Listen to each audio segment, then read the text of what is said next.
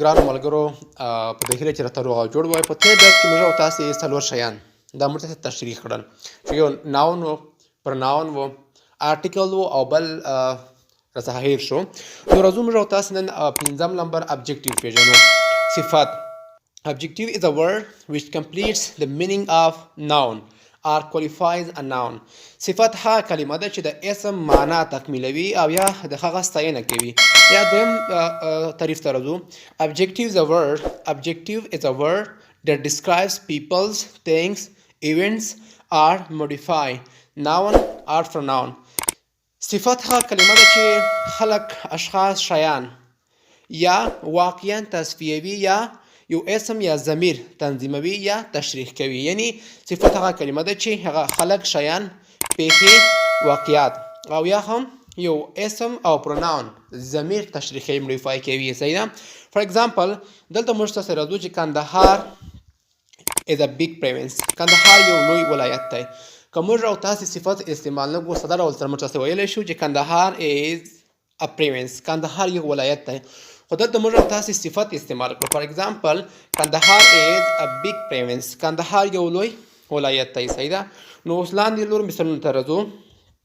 adverb ته راځو. adverb is a word which used to add something to the meaning of a verb and adjectives are another adverb. قید هغه کلمه ده چې فعل، صفت یا بل قید په یو شي یو بل شي یو معنا ته یو څه ور اضافه کوي. صحیح ده. meaning هغه کلمه ده چې فعل د فعل معنا ته یا د صفت یا بل adverb ته چې اضافه کوي، یو څه اضافه کوي، د هغوی معنا تکمیلوي.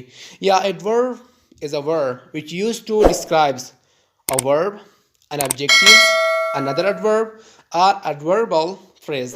یا قید هغه کلمه ده چې د فعل، صفت یا بل قید یا قید عبارت تشریح کوي. صحیح ده.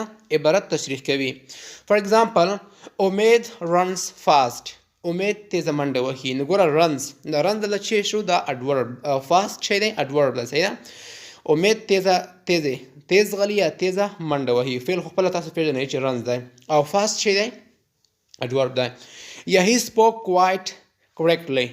هغه کاملا په صحیح ډول خبرې وکړې. صحیح ده. کاملا په صحیح ډول خبرې وکړې. correctly معنی چې دی د adverb دی. نو اوس موږ تاسو راغلو conjunction ته. conjunction دا څه ته وایي. conjunction is a word which used to join two words, two sentences, two phrases, two clauses. د وصل ضرب توری. د وصل یا توری ضرب توری هغه کلمه ده چې دوی کلمې، دوی جملې او دوه عبارتونه او دوه قلزونه سره یو ځای کوي یا سره تړي. لکه فار ایگزامپل عبدالبقي and کریم are brother. عبدالبقي او کریم وړونه دي. ګوره عبدالبقي او کریم وړونه دي. صحیح ده.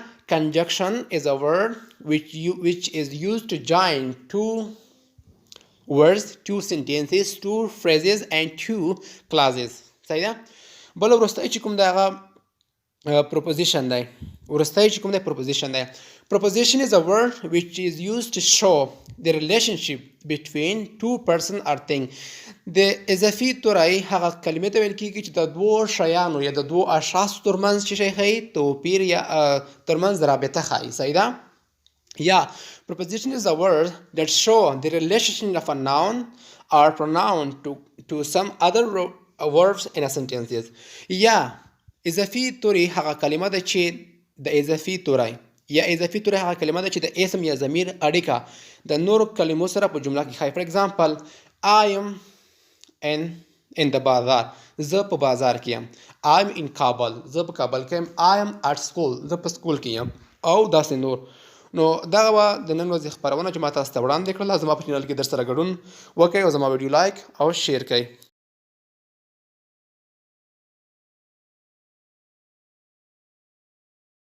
السلام علیکم ګرانو دوستانو ملګرو. دا دی حاضر شوم د نوي ښکلي ګرامري کتاب سره چې راځو موږ او تاسې سټارټ واخلو. لومړی ته راځو د part of speech are divided in 9 part. د کلم اجزاوې په 9 برخو ویشل شوي دي. لومړی pronoun دی، بیا verb دی، article او noun. موږ تاسې په خپل وار سره دغه څلور شیان موږ او تاسې نن چې کوو ژباړو پښتو ته او د دې تعریف استعمال ټول ځایونه ان شاء الله موږ او تاسو ښیو. که تاسو خبر یاستئ چې ما د انټرچینج او سپیک ناو په نوم انګلیسي دوه مهم او نړیوال کتابونه پیل کړي دي، نو پاکې ډېر زیات ګرامټیکل پوینټ وو، نو ما ونه شول کولی چې پاکې تاسو ته ګرامر تشریح کړم، نو د دې په خاطر ما دغه کتاب څخه استفاده وکړه. نو په دې کې به ان شاء الله موږ او تاسې ناون پروناون، adverb یا verb article د adjective adverb conjunction د ټول شیان ان شاء الله پیژنو. خو نن ورځ یوازې موږ او تاسو موضوع pronoun verb article او noun دي. صحیح ده؟ نن موږ او تاسو دغه څلور شیان وایو. نو راځو pronoun ته. Pronoun is a verb which is used instead of noun and avoid repetition of a noun. ضمیر هغه کلمه ده چې د نوم پر ځای استعمالیږي او د نوم له تکرار څخه مخنیوی کوي. لکه څه ډول مخنیوی کوي؟ ګوره، شفیق is a student. شفیق یو زده کوونکی دی. صحیح ده؟ نو که موږ او تاسو غواړو چې د اسم مخنیوی وکړو او جمله زموږ تاسو اوږده نه شي، موږ تاسو کولی شو چې د شفیق اسم پر ځای موږ تاسو ضمیر استعمال کړو. فار ایگزامپل he is a student. هغه یو شاګرد دی. نو دلته ګوره جمله هم لنډه شوله او د اسم مخنیوی هم وشولو. لاندې راځو verb ته. Verb is a word which show an action, state, possessions, presence or absence in a sentence. فعل هغه کلمه ده چې په یوه جمله کې یو عمل، صحیح ده، action عمل، situations حالت یا وضعیت، possession ملکیت، presence موجودیت or absence او یا غیر موجودیت in a sentences په جمله کې ښایي. یعنی فعل هغه کلمه ده چې په جمله کې یو عمل، حالت، وضعیت، ملکیت، موجودیت او نه موجودیت ښکاره کوي. یا لاندې راځو دویم تعریف ته. Verb is a word which show an action or state or of a noun or a pronoun. یا هغه یعنی فعل verb هغه کلمه ده چې فعل هغه کلمه ده چې د یو اسم یا ضمیر، اسم یا ضمیر، عمل او یا هم حالت څرګندوي. صحیح ده؟ د موږ ته دواړه شیان ښیلی شي، هم حالت ښیلی شي او هم عمل ښیلی شي. لاندې د دغې تعریفونه موږ او تاسې لاندې اگزامپل هم شته. فار ایگزامپل وردګ is a beautiful place. وردګ یو ښکلی ځای دی. نو څه معنا؟ ګوره دلته نو دې شی یو سټیج، یو سچویشن یې موږ ته تاسو ته تشریح کړلو چې وردګ یو ښکلی ځای دی. صحیح ده؟ یا ارمان come to school every day. عمران هره ورځ مکتب ته راځي. بل لاندې راځو article ته. Article is a verb which is used with noun or adjective and determine them.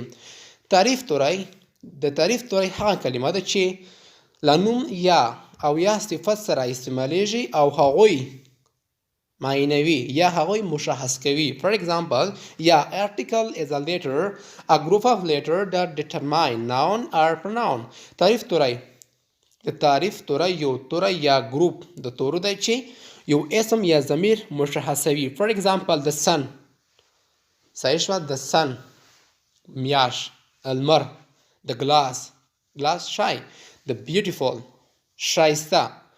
نو دا موږ او تاسې هم تشریح کړل چې یو مشخص شي ته رجوع کوي یا موږ او تاسو لپاره یو شی مشخص کوي.